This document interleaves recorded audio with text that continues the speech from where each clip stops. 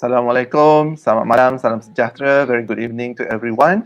Thank you for joining the forum organized by Public Health Malaysia and Malaysian Medical Mythbusters Malaysia. So I'm Muhammad Haniki Muhammad, the moderator for this forum. So thank you once again for joining us. And inshallah we will start at 9 p.m. sharp. So in the meantime, we'll have some montage and videos to share with you. So enjoy.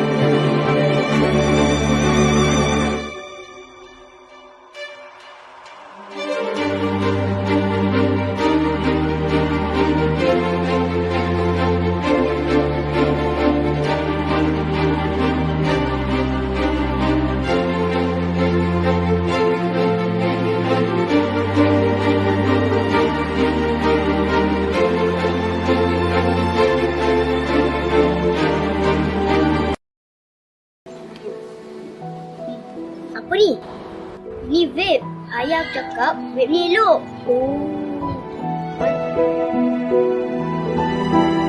Man, ayah kau main. Aku main. Jauh je.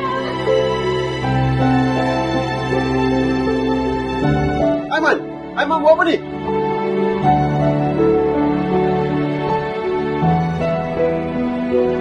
Memang isap benda ni ya? Pada mana Aiman dapat benda ni? Siapa yang ajar Aiman? Korang tahu tak benda ni bahaya? Maafkan Aiman. Aiman main-main je. Ayah cakap rokok ni elok. Taklah Aiman. Ayah kan dah beli isap rokok.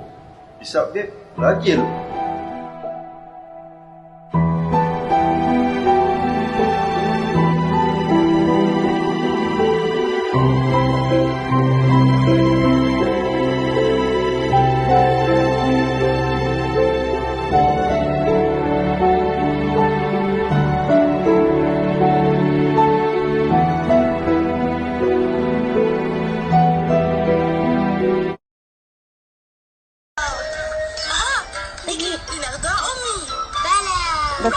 Dah tiga kali. Orang ni cakap apa?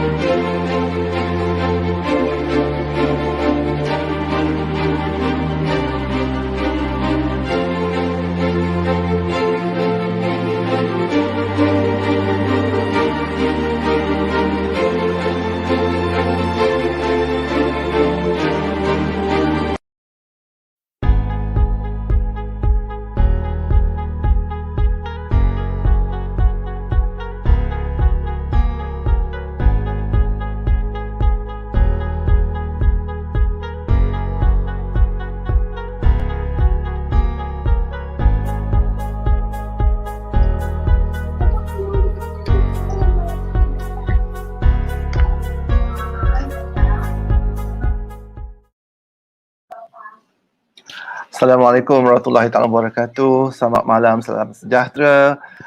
Selamat datang ke forum online on Vape Ban, Malaysia versus Neighbouring Countries. Saya ucapkan terima kasih kepada Public Health Malaysia dan Medical Mythbusters Malaysia kerana menganjurkan forum ini yang amat penting dan relevan, sebab kita tahu hari ini, today, we were shocked with the numbers of new COVID-19 cases in Malaysia, kan? We have over 6,000, to be exact, 6,075 new cases, and increasing number of deaths as well. So, relevant to the topic of the forum, we know that any insult to the pulmonary system, the lungs especially, would increase the risk of pulmonary infection, including COVID-19. And in Malaysia, as some of you know, vape is allowed to be sold beginning of this year. Vape, by definition, means electronic nicotine delivering system or electronic devices that would deliver chemicals through vaping, but supposedly without nicotine. Okay, in Malaysia, electronic cigarettes are considered the products that would deliver nicotine through vaping. So we have this issue because we know with COVID-19 rising, any act of insult to the pulmonary can increase the risk of getting the infection, and if contracting the COVID-19 infection, the severity would also be worse, as shown by studies, particularly related to smoking. But tonight, we're focusing on vaping, and we are very delighted and honored to have with us distinguished panelists from the Philippines. Yeah, we have Dr. Daumiline with us. I will be introducing her properly later. Prof. Prakit from Thailand and Dr. Mom Kong from Cambodia. So we'll be asking them questions relating to vape ban or regulation in their countries. And we want to compare and contrast. For example, why in Malaysia we opted to regulate vaping but not banning it outright as compared to our neighbors. So the first person that's going to share the information regarding vaping regulation, I'm using the terms loosely, vaping and electronic cigarette use here, but given the definition, I'm sure we can understand the differences for in Malaysian context. So the first panel member that are going to talk about the regulation and vaping is Dr. Domiline C. Villarreis. She's the Smoke-Free Program Manager for the Southeast Asia Tobacco Control Alliance, or SIATCA, Regional Coordinator of the Western Pacific Region for Framework Convention Alliance, or FCA. She's also the Secretary General of the Smoke-Free Cities Asia Pacific Network, SCAN, and Secretariat of the Smoke-Free Heritage Sites and Cities Alliance, SHA. Her short biodata is very impressive, as you all can read on the screen there. So she will be sharing with us regarding the experience from the Asian countries regarding the efforts to ban or regulate e-cigarettes or vape. So Dr. Doms, I invite you to share. Okay, thank you very much, Prof. Aniki. Good evening, everyone.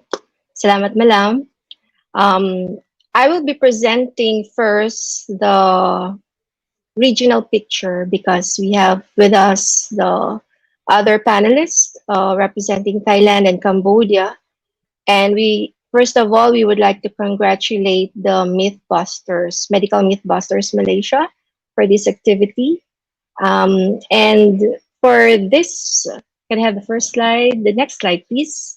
So I will be talking about the regulations banning e-cigarettes in the ASEAN countries. Next, please.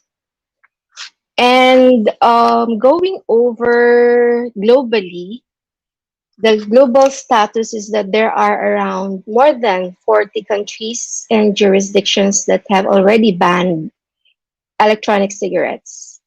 And for our neighboring countries, so we have the ASEAN countries. There are 5 ASEAN countries that have already banned we call it the electronic smoking device. When we say electronic smoking device, for this purpose, we are referring to the ENDS, the electronic nicotine delivery system. You can also include here the non-nicotine delivery system and the heated tobacco products. And here you can see that Brunei has already banned since they are using the law, the tobacco control law that was prepared in 2005, and Cambodia in 2014, Singapore 2014, Thailand 2014, Lao PDR 2018. So I will just present the 3 countries, Brunei, Singapore, and Lao PDR. So next one, please. So in Brunei, they're using an old law, they call it the Tobacco Order 2005, that prohibits the sale, offer for sale, or importation of items that imitate tobacco products. So any product that would imitate tobacco is already included in the tobacco order. So that would include the ends, the HTPs, and shisha. So they're classified as tobacco imitation products.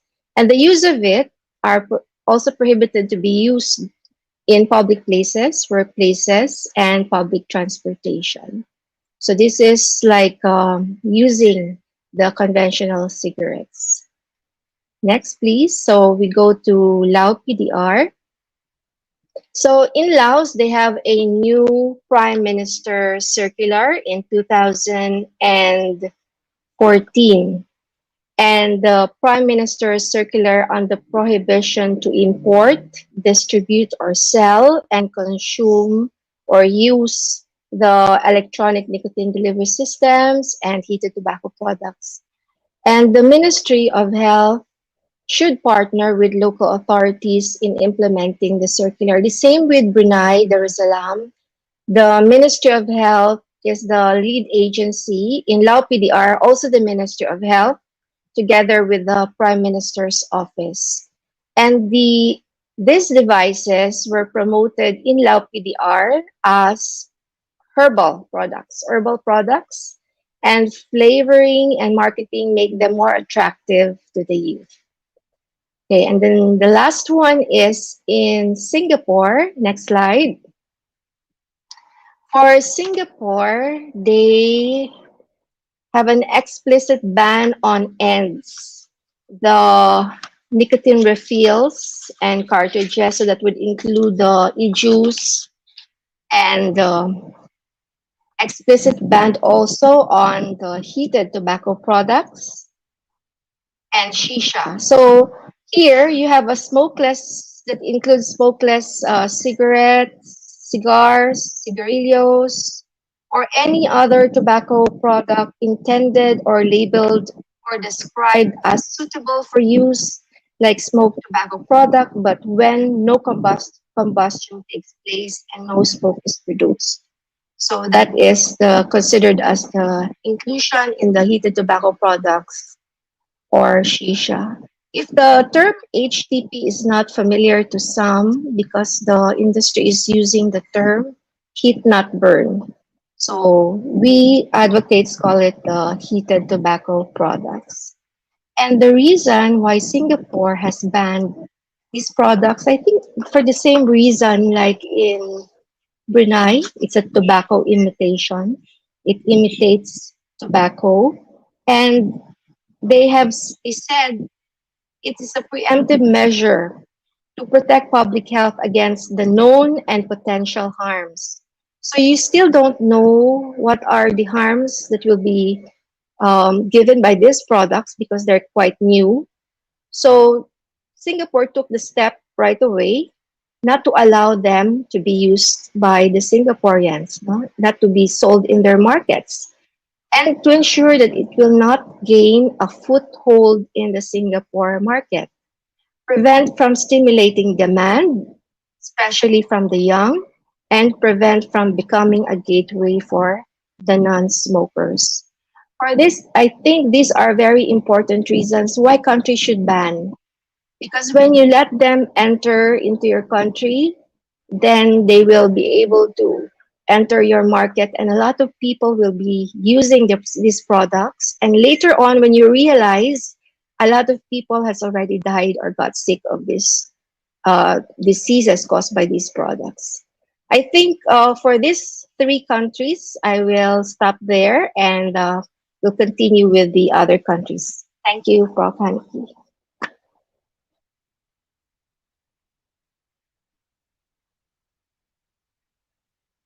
Brief overview, but very enlightening. Definitely, the experience of other countries in around Malaysia. We heard that Mm-hmm. Singapore has banned it, Laos also, and then we see that I'm going to hear Thailand's experience shortly and how they did it. And we're also going to hear in the second round regarding the Philippines again. Similarly, we're going to also hear from Cambodia. So this is just, how do I say, a prelude to hopefully many more sharing of experience from other countries around the region, because it seems that uh, the industry is penetrating as many countries as possible, and where there are loopholes, they will utilize, manipulate that in order to allow for the sales, with the intention of knowing more about Thailand's experience. I'm going to introduce right now Prof. Dr. Prakit Vatis Satungkit from Thailand. He actually obtained his medical degree from Chulalongkorn University, trained as a pulmonary physician, and serves as a professor at the medical school in Mahidol University, Thailand. He's been working as a tobacco control advocate since 1986. He has very vast experience in tobacco control. His current role is Executive Director of Action on Smoking and Health, or better known as ASH, Thailand. He has been invited to Thailand's National Committee on Tobacco Control as the advisor since 1989. And over the past 3 decades, Prof. Prakit has played a lead role in tobacco control at both national and international levels. He's the key facilitator in drafting the WHO FCTC Article 6 and Article 5.3. Article 6 on tax, Article 5.3 definitely on tobacco interference. Okay, and then Prof. Prakit actually received several awards, including the inaugural Luther Terry Award for Outstanding Individual Leadership in Tobacco Control in the year 2000. So he's still very active, he's still passionate, and it is actually heartwarming and a great pleasure for us to hear his experience and how he managed to get Thailand to ban e-cigarettes so that we can learn from this. Prof. Prakit, Thank if you. you can share your Thank you, Hani, experience there. for the kind introduction. Uh, go to the first slide, please. This is the slide. Yeah, okay. First slide. Yeah. Next slide, please. No. Yeah. Now, I would like to talk about the circumstances that Thailand banned the e-cigarette in 2014. Okay.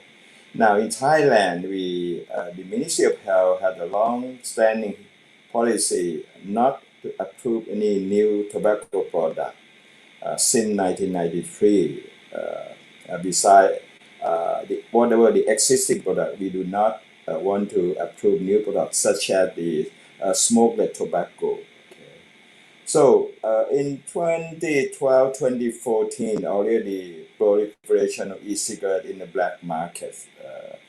And we were very curious. We know very little about it. Okay, and then the Tobacco Product Control Act of 1992 cannot cover the e-cigarette because the definition of the tobacco product in that law was that any product that contain tobacco leaf. Okay, so this new product does not contain tobacco leaf, but it contains nicotine. So the Ministry of Health wanted to ban e-cigarette legally.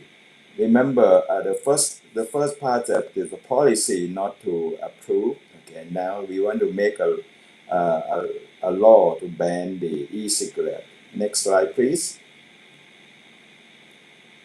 Now, at the same time, at that time, there were report from the WHO FCTC, okay, about the electronic nicotine reader system. Okay, it was sent to member in July 2014.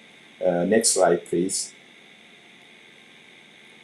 Now, in that report, that very few country has the regulate e-cigarette. Most of the country has no law on dealing with e-cigarette.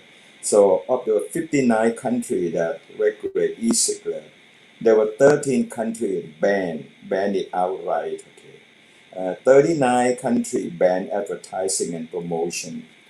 30 countries ban vaping in public places.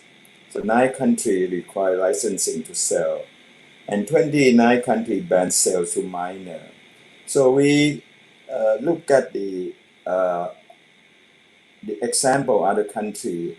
Banning is an option, and we are interested on this in this direction. Next slide, please.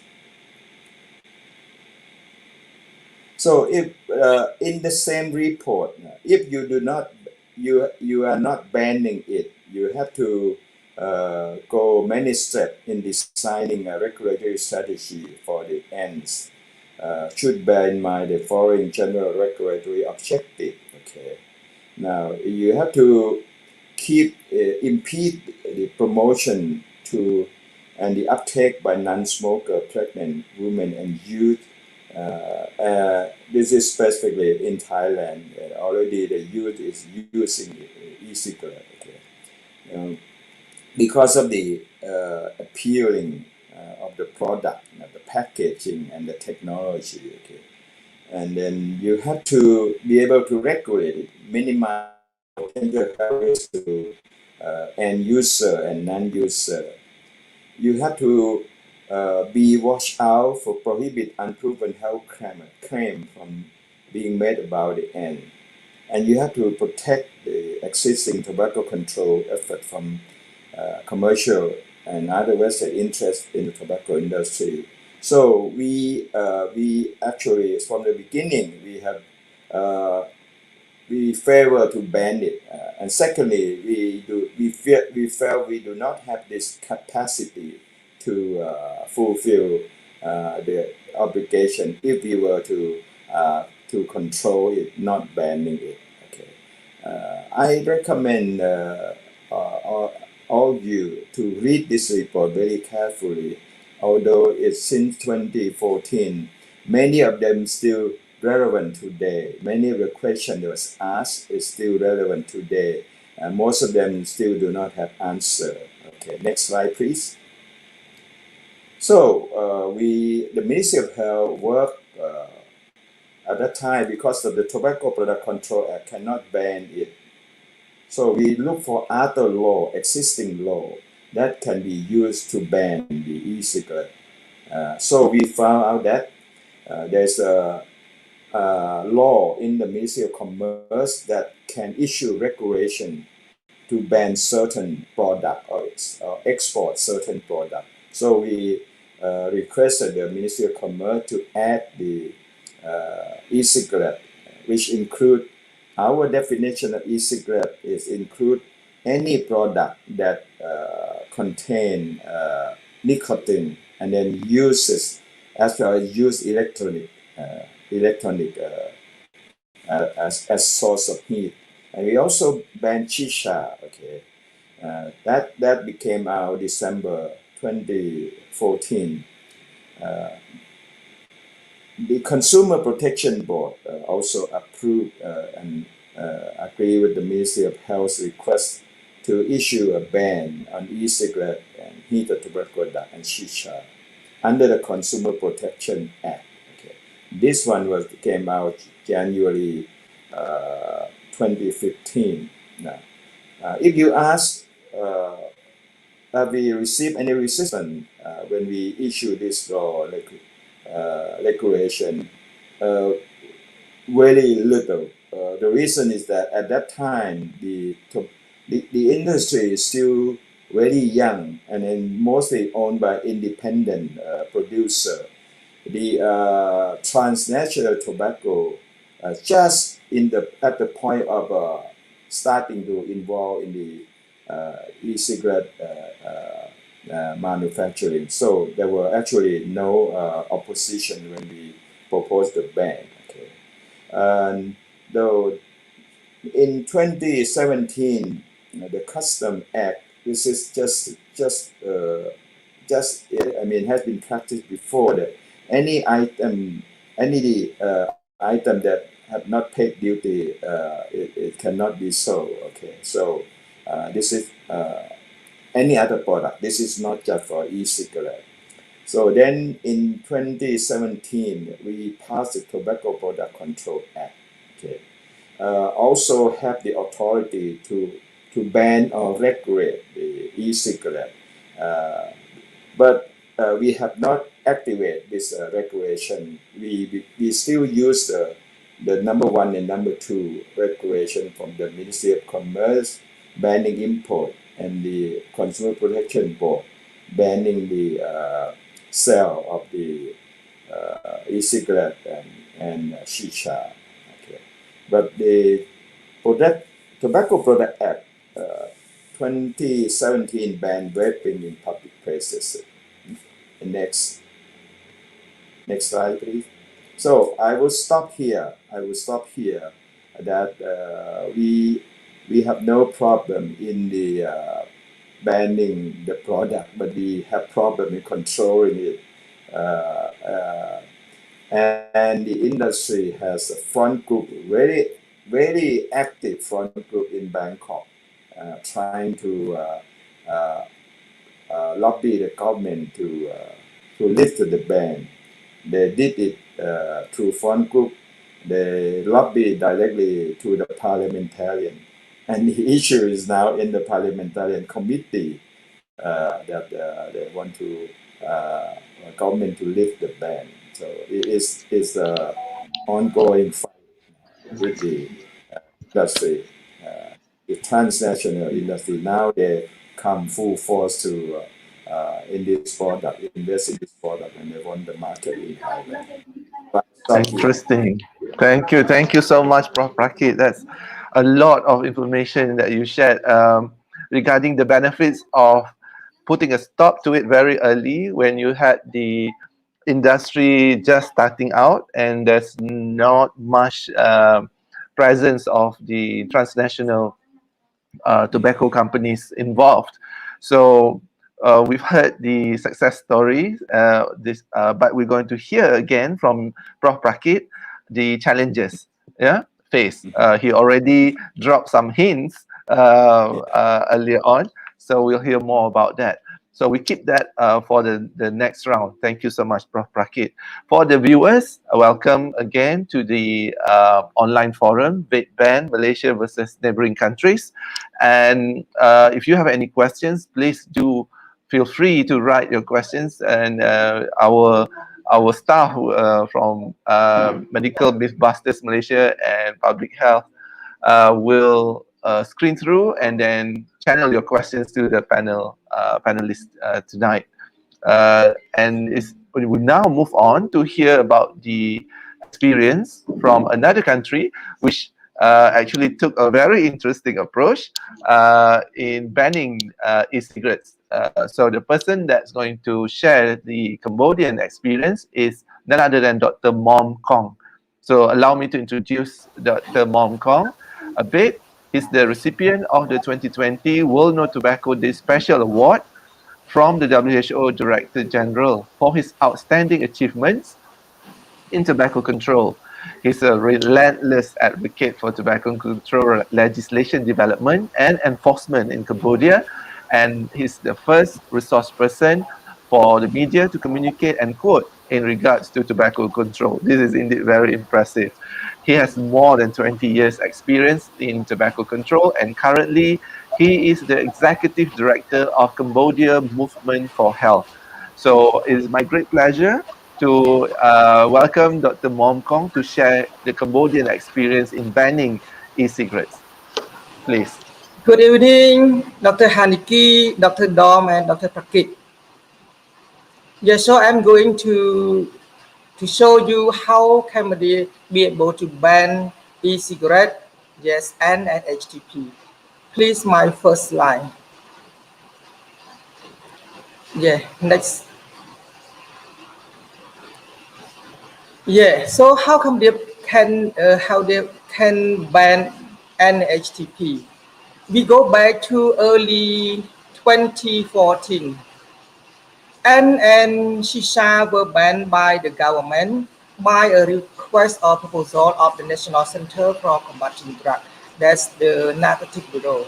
Because at that time we saw that a group of people, particularly youth, they gather together in a club that owned by foreigner. So they enjoy the shisha, enjoy the e-cigarette together. I think that's the reason that the government start to see in the problem and just ban and shisha at that time. Because just one reason that it is a gateway to illegal drug. And up to early 2021, can be able to include HTP for ban as well. Because later on we saw that HTP originally they put like a tobacco leaf in the device. But for HTP hybrid, they also use liquid, similar as the N. So it's also the gateway to illegal drug. And we do the ban very successfully during the COVID-19 pandemic because we found that in some school and also in some club or in some like a modern cafeteria, youth just gather together and use the NHTP together. They share the devices, and it is seen as the way very high risk to contaminate the COVID-19. Yeah. So ban here, I mean that ban use, ban import, and ban produce, and also ban sale of NHTP. So now we ban like almost kind of delivery system like NATP and also shisha. Yeah. So that's all my presentation.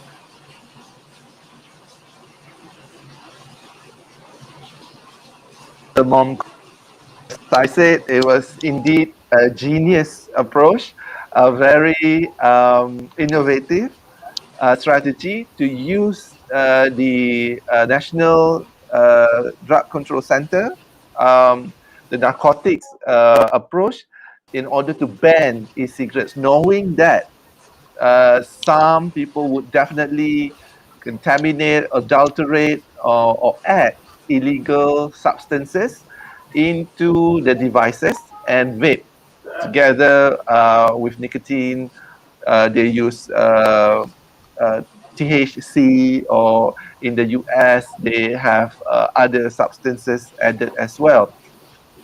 As we are aware, the recent, not so recent, but 2019, particularly, there had been many cases detected, reported in the US due to THC, vitamin A acetate, contributing to EVALI, electronic cigarettes, and, or vaping associated lung injuries.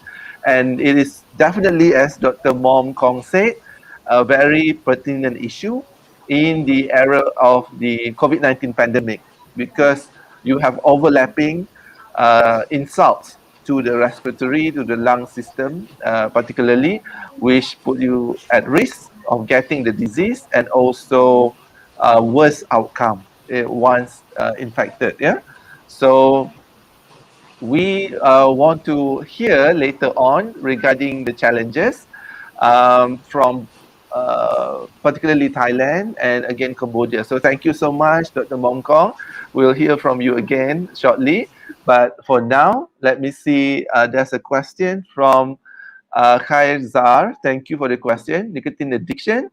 Tobacco sales still exist in Malaysia with high amount of tax imposed.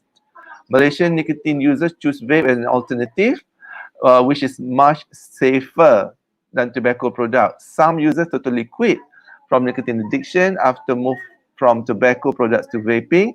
I am one of them. So why ban when it does work and help users to get better health? This is a very pertinent and relevant question. The panel members will address this later on. So thank you for the question. But for now, I would like to invite Prof. Prakit again to share the challenges faced in the process of banning and also enforcing the ban. I think the Prof. Rakit alluded earlier some of the challenges, but we would like to hear more. Prof. Rakit, welcome Yeah, back. as said a while ago that passing the regulation is not difficult, as you already mentioned that in 2014 was still early on in the game. Okay, but since then we have faced serious challenge to not this slide. I mean, this slide is for the recommendation that what I think Malaysia should use to argue to ban the product. Now for Thailand, they have very very what do you call very strong front group. Okay, and then this front group is connected with the International Network of Nicotine Consumer Organization. Okay, and then the evidence show that we research show that the INNCO received funding from the Foundation for Smoke-Free World, which is again funding by the transnational Philip Morris International. So what they did is they have established a Facebook, okay, a Facebook, but the name literally it translates into English. What is e-cigarette? Okay, so and then they have regularly issuing information, pro e-cigarette information, pro e-cigarette research data. They have live stream every Saturday, okay, inviting people who vape, prominent parliamentarian and other influencer. Okay, then they also work closely with the Philip Morris International openly in the press, in the public, lobby wanted to government to lift the ban on the e-cigarette. So this is a challenge we are facing. And then because of their very strong presence in the social media and also advertorial in many newspaper, survey in school, secondary school around the country is very disturbing. The smoking of the e-cigarettes is increasing, and then misinformation. The youth, they believe that e-cigarette in the wrong way. So for example, not addictive, not harmful to health. So it's a challenge in keeping the ban. But overall, we weighted the danger of opening up for free trade and keeping the ban. We still believe that it will be better for public health to keep the ban intact for as long as possible. So this is what I mentioned earlier also that they lobby some parliamentarians who are sympathetic to them, and then the parliamentarian take the issue to the parliament to set up a committee to study how to convince the government to lift the ban, and this process is ongoing. Okay. So this is our challenge to enforce the illegal sale, to enforce the misinformation in the social media, and then the lobbying that they try to overturn the ban that is in place now. So for now, I will stop here.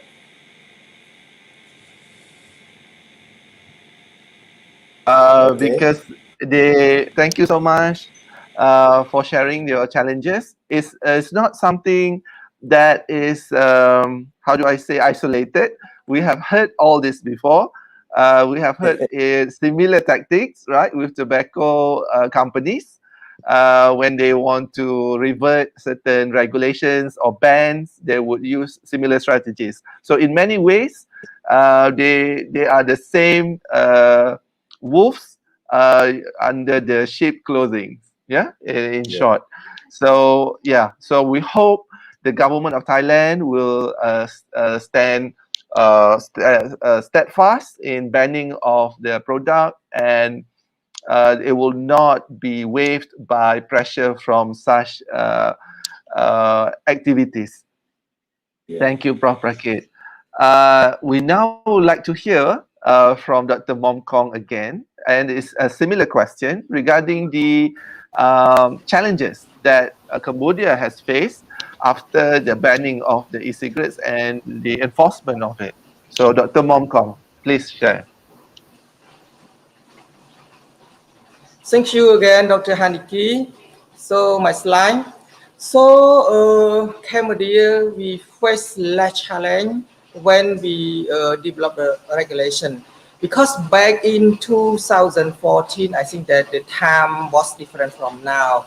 At that time, I think that it's very new for the industry, vaping industry, to introduce the product. So they don't like join hand together yet.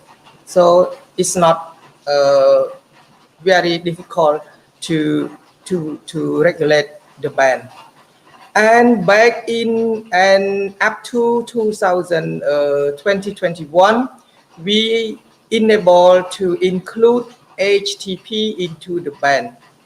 So I think that this time it's different from the year 2014, because the industry all become very strong.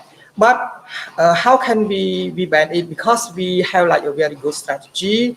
We just I think that we convince a few champions that working for the NACD, National Authority for Combating Drug, and that the proposal, the request sent directly from the NACD to the Prime Minister.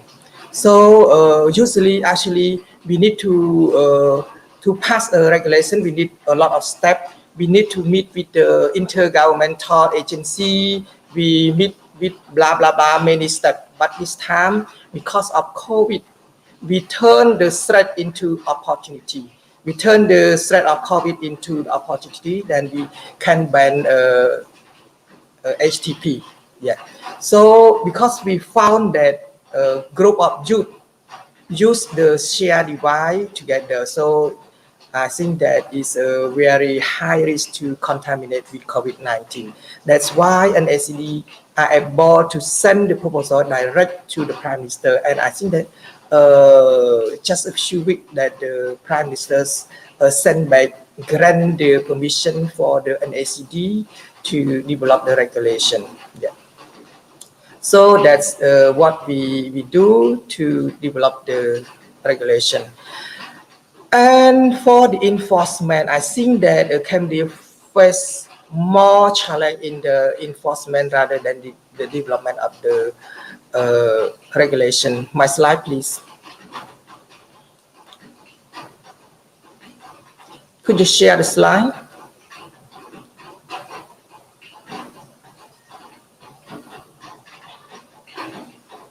Could you share my slide, please?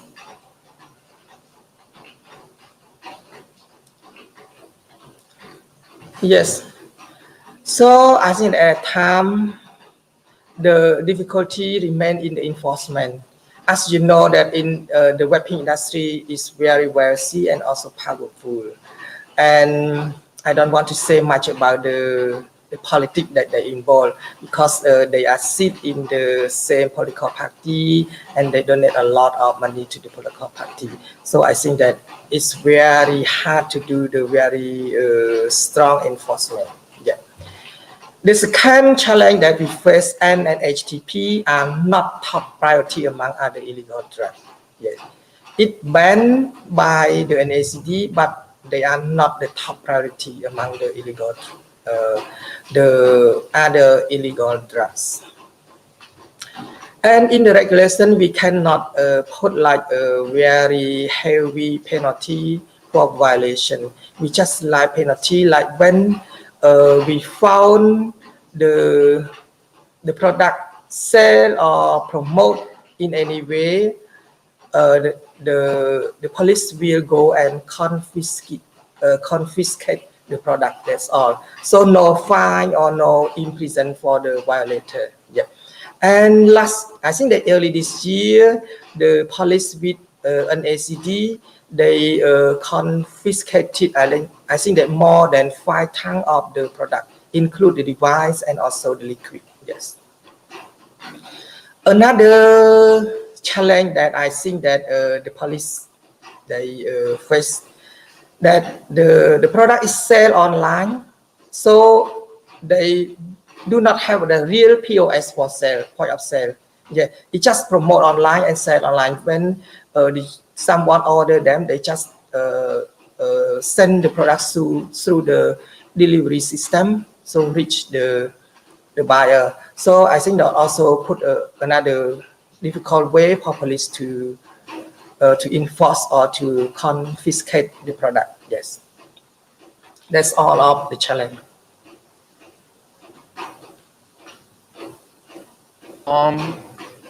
Thank you so much, Dr. Mom.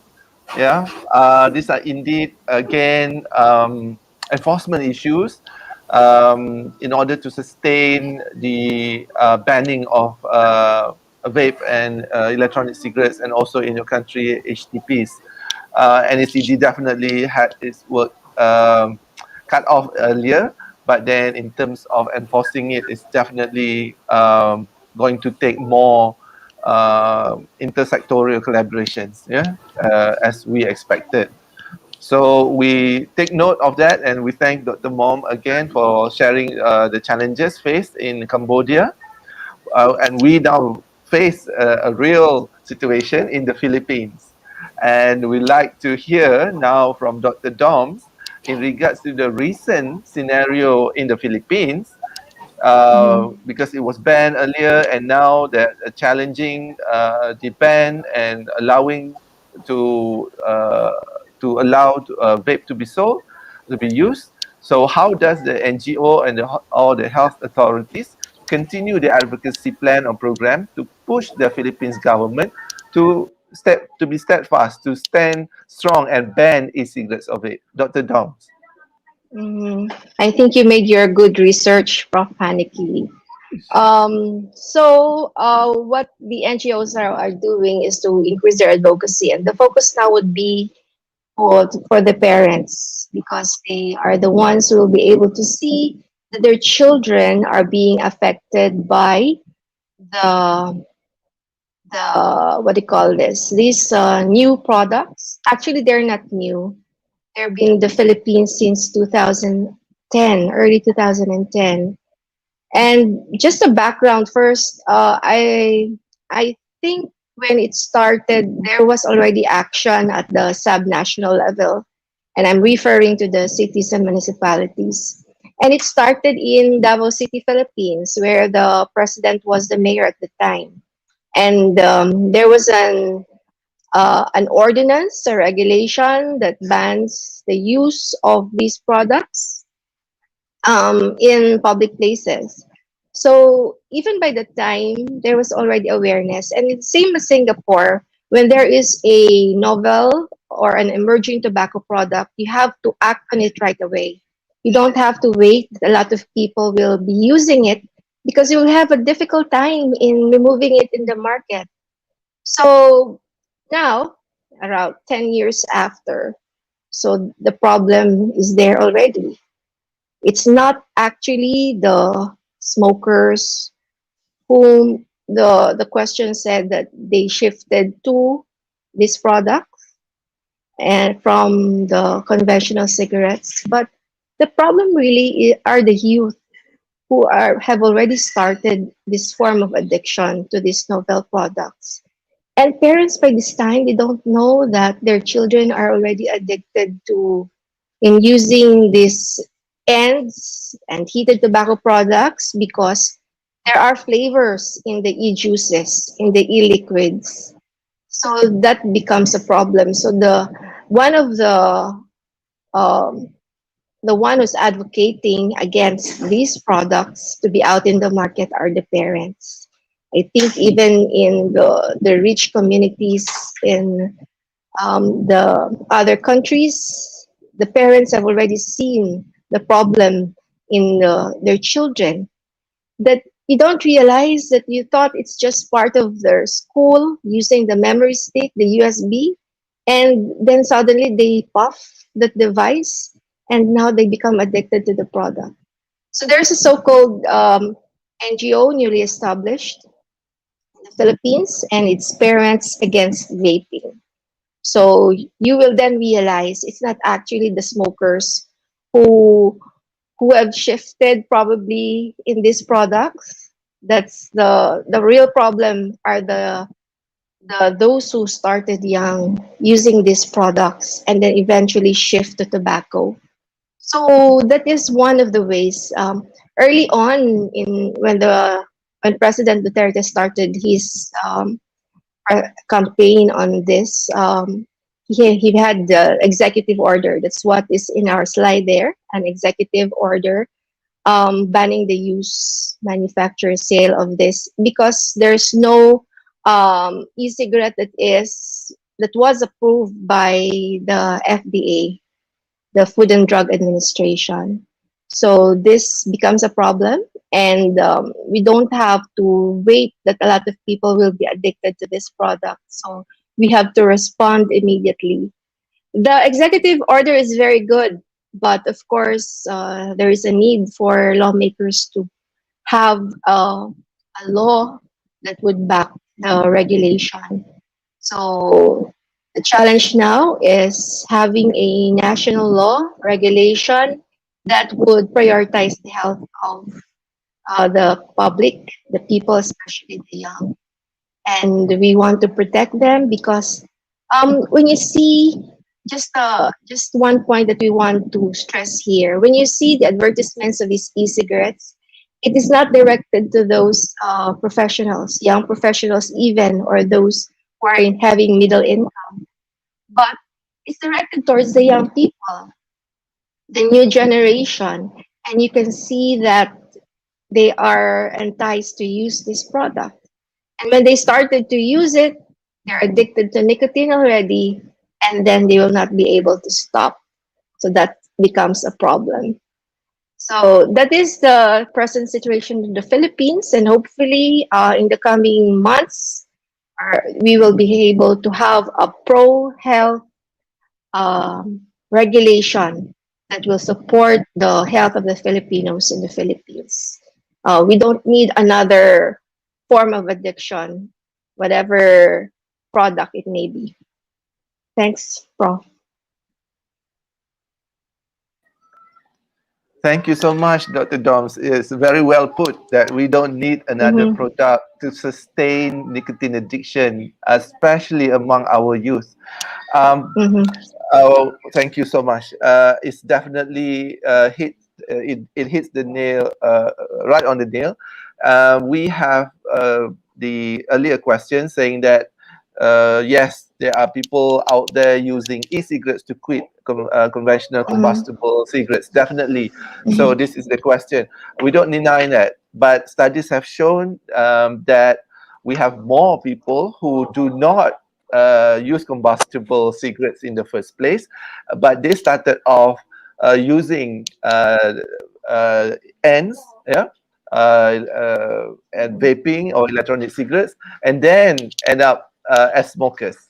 Okay, or we also have data that people who use e-cigarettes to quit smoking, they ended up as dual users. They didn't quit cigarettes, Correct. and they also keep on using electronic cigarettes. And we also have studies which showed that people who use electronic cigarettes to quit use electronic cigarettes for prolonged duration as compared to using, as Dr. Doms mentioned, FDA approved medications, medication for smoking cessations, which are usually recommended for 3 to 6 months. So we also have evidence, especially from the UK side, Public Health England, when they mentioned regarding cessation using e-cigarettes. But the regulations of the products in the UK is very, very different. The products and the use itself. So we're going to hear more about this later, because it's going to be summarized by our esteemed panel members regarding their advice and recommendation to Malaysia, whether it's the NGOs or the government, to ensure that we are going to the right direction. Because do you think it's the right direction to allow vape and electronic cigarettes to be sold in Malaysia, especially in the era of the pandemic? We have heard from Cambodia, they use this opportunity. They use it in order to push for complete ban of such products, because they are being shared. They are potential transmitters of COVID-19 and other diseases. So I will start with Prof. Prakit, your advice to us. So go ahead. Yeah, I have a slide to show you. I think that is very good recommendation from an international organization, the union, okay, which is a body, the International Union Against Tuberculosis and Lung Disease. They put out a recommendation last year, okay, World No Tobacco Day. Let me show the slide. The slide.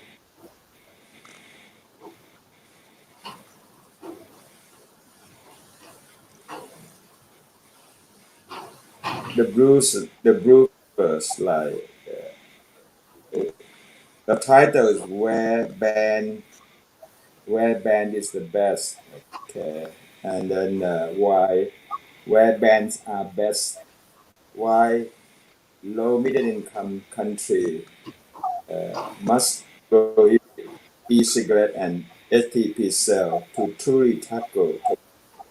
This is a document that's very useful for Thailand to protect our regulation banning e-cigarette. Okay. Next slide. Next slide. You see, there were 10 reasons why lower middle income country must prohibit e-cigarette and heated tobacco products. Okay. Number one, the industry targeted youth. And number two, youth transition from e-cigarette to tobacco. Okay. As Dr. Haneke had mentioned, okay, it's a gateway effect. There's no doubt about this. Dr. Dom also had mentioned it. There is insufficient harm reduction evident among smokers. Again, Dr. Haneke had mentioned that most of the people who use e-cigarette to stop smoking, they end up using both. Okay.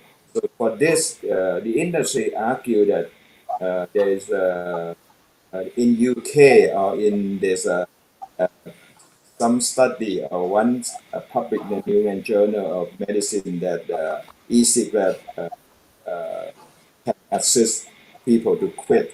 So now many more evidence reviews show that if you use e-cigarette in a control situation by physician, okay, and the research, you can help smoker to quit. But for the majority of the people using vaping, and they depress smoking. Then all studies show that if the smoker use e-cigarette by themselves to quit smoking, they end up less quitting compared to people who do not use e-cigarette. Okay, and then as I said, many become a dual user. So number 4 is very important. You take 1, 2, 3 into consideration. There's a negative net public health outcome. Okay, so in Thailand's case, we do not go and argue with them whether this is less harmful, this is uh, uh, help people to quit smoking. But that is one issue. It is not clearly what they claim. You weigh again the number of young people who come and become addicted to e-cigarette. Okay, and then some of them eventually revert to smoking cigarette. So this is a negative public health outcome. Okay, and then enforcement loophole will be exploited. If we legalize it, it will be problem enforcement. Okay, next slide. Next slide. Yeah, could you blow the slide bigger? Yeah. So new product, a distraction from the very limited manpower and resource in doing tobacco control. Uh, in Thailand, is probably in many other countries. Okay, a newer product will compete for the resources from the tobacco control. Okay, you have to have people to monitor it. You have to build the capacity to regulate the product. Okay, and then it make the industry opportunity to influence the government interference. And number 9, that the industry always claim in England or UK as an example that using e-cigarette. So the document argue very strongly that UK is at the last stage of the tobacco epidemic. They are going to end game. You see, they have done everything already under FCTC. They have the best tax system. They have cessation service. They had many other. They all comply. They smoke-free law enforcement is 10 out of 10. You see, Thailand is 5. Their tax is 4 out of 5. Thailand is 1.7. So we cannot compare UK and country like Thailand or other middle income country where we still have a lot of problem in tobacco and FCTC implementation. We have not done it. So you cannot compare. Use this argument. When they argue why Thailand do not follow UK, I say why don't you go and ask Australian government why they don't follow the UK, or why don't you ask the Singapore government why they do not follow the UK? So these are my argument is that I do not go and argue with people whether it's safer or not safer. There's no conclusion as yet that whether they are safer to the smoker, but the evidence is very clear that they generate new so-called new generation addiction, which we don't want that to happen. We already had enough problem dealing with the conventional tobacco, cigarette.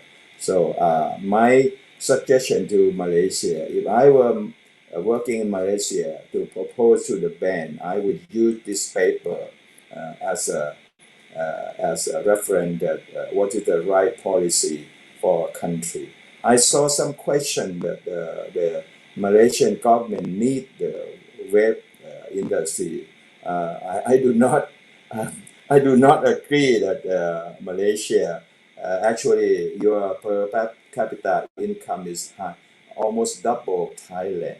Okay, and your government should not making income or taking taxes from things that you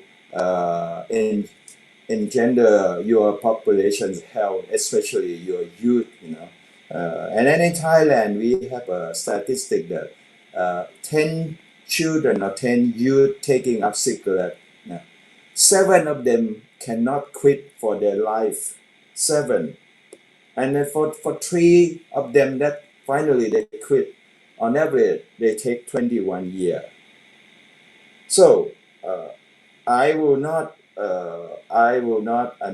ban, go with any politician that they want to make money from the selling the vape nicotine product because they attracting, capture the youth and then who become addiction for life. So this I will not buy and I cannot accept this as a doctor treating patient who quit smoking and very difficult even though they wanted to quit. So we should not submit our children for this kind of addiction. And then why we should ban it,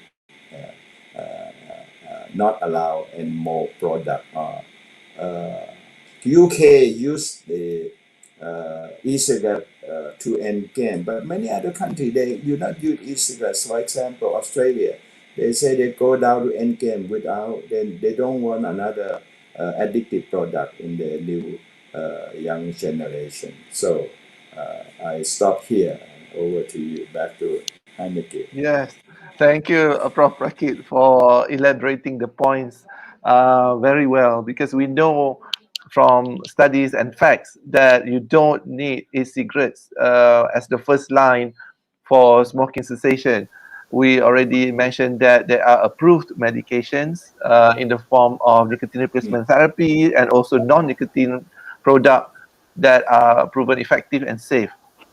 So use that first rather than going to e-cigarettes, which we do not know particularly the long-term side effects. Although we know now there are studies showing that it can also induce inflammation, atherosclerosis, processes that contribute to cancers and also cardiovascular disease. So as mentioned by many tobacco control advocates, it took 30 years previously before the association between smoking and lung cancer was established. Are we willing to gamble the health of our citizens for another 30 years down the line in the future before we say, oh, e-cigarettes also cause cancer, so let's ban it? By that time, it will be the same story as tobacco industry. It's very difficult to ban something that has been allowed for many, many years. What about Cambodia? What advice can you share with us? It's very how do I say, heartwarming and very encouraging to hear that how you use COVID-19 to push for ban. But we'd like to hear your advice and also address the question from the audience regarding the response of the Cambodians when the electronic cigarette and vaping was banned. So please, Dr. Mom. Okay, why the conventional tobacco product sell in mart, sell in street vendor, sell in bazaar, traditional market. On the other hand, the Ns and HTP before the ban, they will sell in electronic shop. So it means that from the beginning, they were classified differently from the tobacco product. So my advice that there should be different approach to ban the HCP and N from the tobacco product. I believe that N and tobacco HTP are classified as tobacco product in many countries. So I think that it's possible to when they are classified as tobacco product, it's possible to control, but to control them, but it's very challenging to ban them because they are in the same classification. So still my idea is that there should be different way, different approach to ban the NNHTP. And respond to the question that how people of Cambodia react to the ban. Because we were able to ban e-cigarettes in 2014 when the product is not like become very popular yet. So I think that it's very good start. And from then we keep raising awareness of the harm of e-cigarette to the public through social media. Because the e-cigarette and HTP, they don't advertise the same way as conventional cigarette does, but they advertise as safer. Yeah, it is safer. It is a cessation tool, etc. And most of the advertising is through social media. So we need to do raising awareness about the harm of using the HTTP via social media to keep doing the awareness raising. So I think that people get to aware that and they're happy with the ban, I think. Yeah. Indeed. Thank you so much, Dr. Mom. Can we hear from Dr. Dom? I think Please I have a share slide on your that. advice. Okay, go ahead. Mm-hmm. Well, okay. Um, okay, in the meantime, let me just state that there is a Stanford University study found that adolescent vapers are 5 to 7 times more likely to catch COVID. And it is very good that Cambodia used COVID as an issue because it's timely during this pandemic. And of course, all of us know that we are experiencing tobacco epidemic. Can I move to the next slide, please? We are experiencing a tobacco epidemic, and at this time we are experiencing the COVID-19 pandemic. So it's a double burden for all of us. So we have the tobacco pandemic, we call it, because it's an issue in all of the countries. We have the COVID-19 pandemic. And now, if you want to add this issue on um, e-cigarettes ends and wanted a lot of young people to be using these products, and you'll be adding a third burden for your country. So just to look in these statistics on Malaysia in 2019, you have an annual death attributed to major tobacco-related diseases. In 2019, you have 29,457 people who died of tobacco-related diseases in Malaysia. And this is still in 2012. The direct and indirect economic cost for overall tobacco-related diseases in Malaysia is around 15 or almost 16 billion Malaysian ringgit. So that is quite big for expenses on hospitalization or medicines, getting sick and dying of tobacco-related diseases.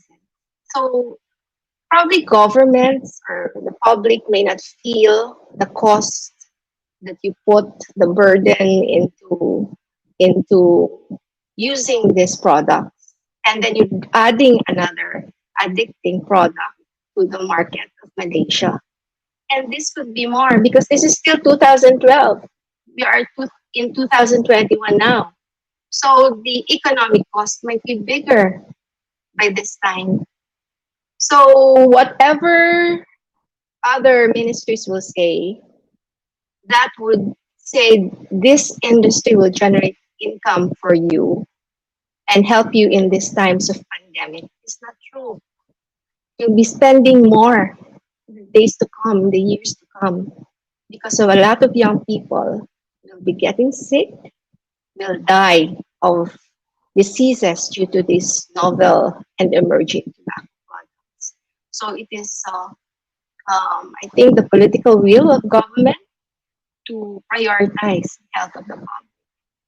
So in these times of pandemic on COVID-19, I think it is the best time for smokers and vapers to stop using these products because you're more prone in getting this illness.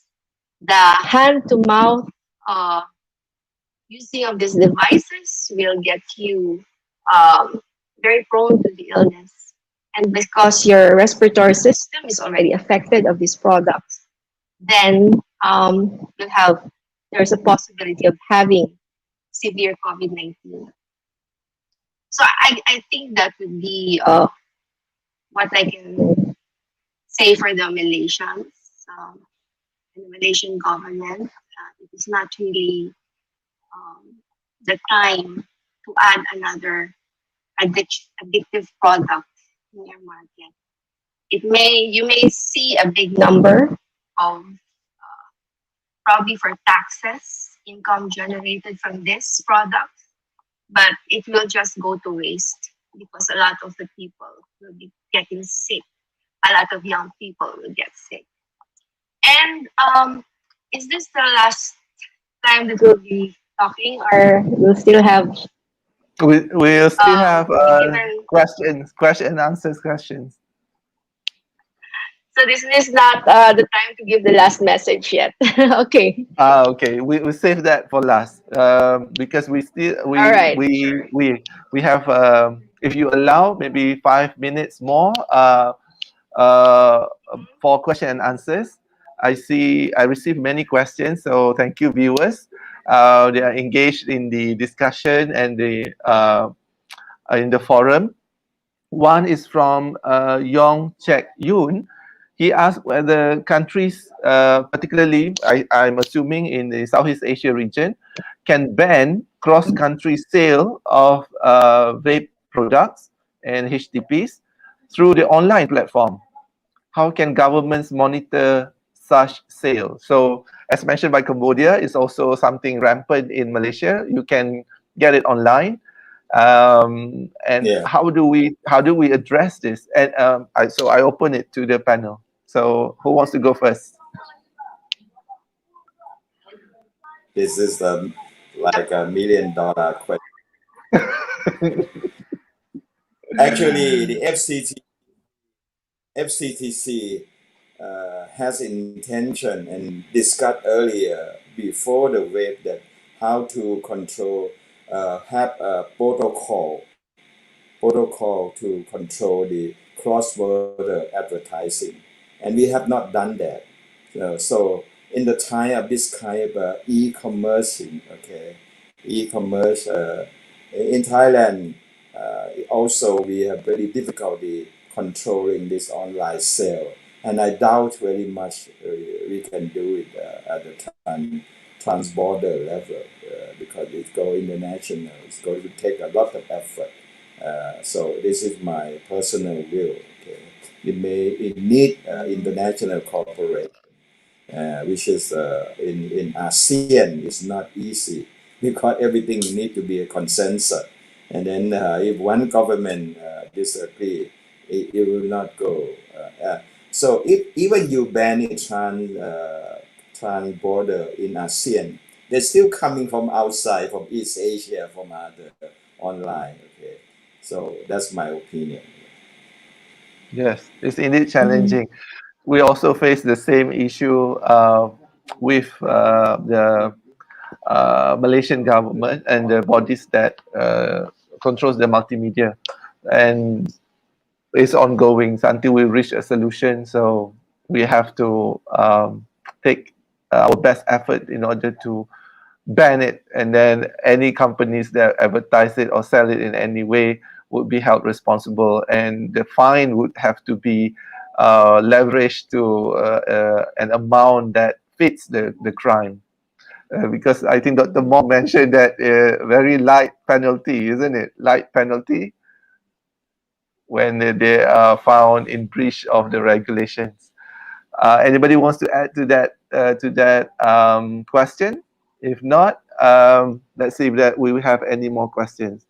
I think the issue of income generating and perceived benefit economically is doesn't hold water, because we know regarding we already experienced the tobacco pandemic, overlapping burden, and the high cost of healthcare related to those diseases and deaths. Around 30,000, yeah, around 30,000 now Malaysians died from tobacco-related illnesses. That's how can you put money on a life lost from tobacco? Okay, so Muhammad Shani Abdullah said every country can impose tax on online sales. As such, governments can impose conditions on online platforms to prohibit sale of the banned product being in their respective countries. Oh, thank you. So this is one of the ways as suggested. Okay, so great. And if there's nothing else, so I would then open the session for closing remarks from each panel. I think Dr. Doms has some burning reminders or last parting messages for all of us to hear. So, Dr. Dom. Yeah, I think I still have a few slides on my presentation. Just 2 slides. Just to help us remember that on May 31 is the World No Tobacco Day. And we are, for the theme, it's about cessation, the commit to quit. According to the World Health Organization, when you say heated tobacco products, they still contain tobacco and expose users to toxic emissions, many of which cause cancer and are harmful to health. And then the issue that we're talking about now is on the ends, commonly known as e-cigarettes. They may or may not contain nicotine, but still they are harmful to health and undoubtedly safe. Now, just a reminder that these products, there are young people who don't smoke, but they start using these products, the ends and HTPs. This is a gateway for young people to move to the combustible cigarettes, and then it will re-normalize the tobacco use. And you know, the tobacco industry has previously said to us, even if they say now that these ends, these products are not harmful, they are less harmful, but we know that the industry previously has claimed that the low tar and then the filters were safe. And then they're doing it again now, that they say that these products are not harmful. So they're telling us a lie. And would you believe this lie until you get sick later on, after 20 to 30 years, that there will be researches, a lot of researches that will say that these products will is harmful and you will get sick and die of these using these products. But on my last slide, next slide, please. Just a key message that these ends and heated tobacco products are harmful and will not help smokers to quit. Thank you. Thank you so much. That's a very powerful key message. Prof. Prakit, you want to add something? Go ahead. I just want to share to all you that more than 10 years ago, I came to Kuala Lumpur and came to Penang to help your colleague advocate for the graphic health warning. Okay, I met with your minister, and the reason, the argument that Salia and others argue that Malaysia must have graphic health warning is Singapore has it 2004, Thailand has a graphic warning 2005. Why not Malaysia? So I using the same analogy that the Singapore, Thailand, even Brunei, they ban e-cigarette. Why why Malaysia government will not ban e-cigarette. It's the same, okay. And the country in the north, in the south, and the right, they ban already. So I suggest this may be one of the advocacy point to your policy maker and the intellectual community. Yeah, Thank you, that's my Prof, for comment. pointing it out. It's indeed a valid comment. Usually, when we do something, the politician will always ask, how is it done in other countries? Has it been done? What are the neighbors doing? And somehow, in the case of vape and electronic cigarettes, Malaysia is going against the neighbors. The neighbors ban it, but Malaysia took the 180 degree turn and said, oh, we're not going to ban, we're going to allow. And they have allowed it this year with the product that doesn't have nicotine, and we hope that they're not going to allow products with nicotine, because that's going to open the floodgates, or the gate of hell, if you want to say, put it nice, in a manner that fits the picture. So we need to push for the ban, and Cambodia has done it very nicely, because in Malaysia, drug is the number one enemy, supposedly. So this is nicotine is a drug. It's a psychoactive substance. It causes addiction in the manner that is delivered from cigarettes and also e-cigarettes and other tobacco products, because they are delivered in a fast manner in high amount, and it causes and sustain addiction. So let's hear from Cambodia your parting words, please, Dr. Actually, Mom. for the comment because we are behind the schedule.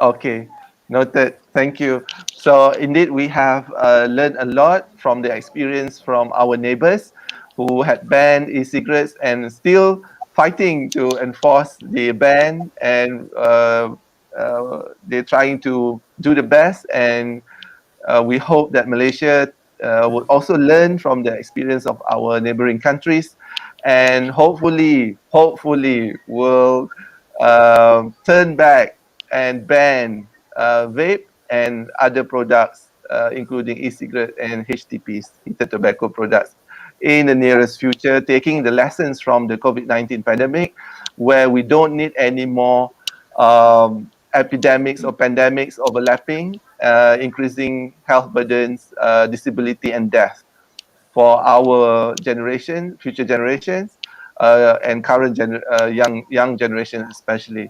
So my sincere thanks and appreciation on behalf of the Medical Mythbusters Malaysia, Public Health Malaysia, and myself as the moderator, to esteemed panel members, Dr. Doms, the Prof. Dr. Prakit, and Dr. Mom. Sorry we have run over time, but it's really interesting. We hope to keep in touch, and wish you all the best. Similarly to all the viewers, thank you for tuning in, for asking questions, and we hope that it has been beneficial. Remember, Malaysian new case has reached more than 6,000 today. We don't want it to go any higher. We have seen in the recent time a young boy of the age 2 years given vaping by the parent. We hope this would never occur or ever allowed again in Malaysia. So thank you, and I hope to see you again, and with the tagline, ban vape. Good night. Good night. Good night.